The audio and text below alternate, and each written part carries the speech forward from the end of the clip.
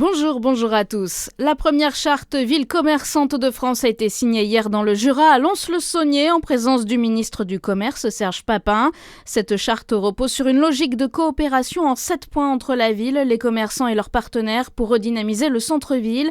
En 2017, il y avait dans la commune 9% de vacances commerciales contre 13% en 2025.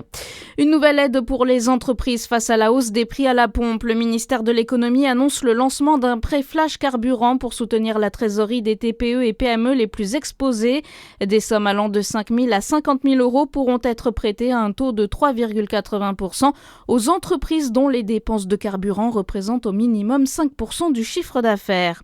À Besançon, les élus communistes demandent au maire d'élargir le télétravail pour les agents municipaux.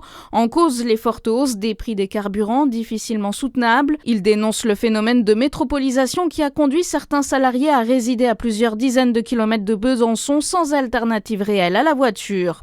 Le préfet de Côte-d'Or interdit les rassemblements festifs non autorisés jusqu'au 7 avril. Face à la recrudescence de rassemblements festifs non déclarés, toute manifestation musicale non autorisée est interdite sur l'ensemble du département jusqu'à mardi prochain à 8h.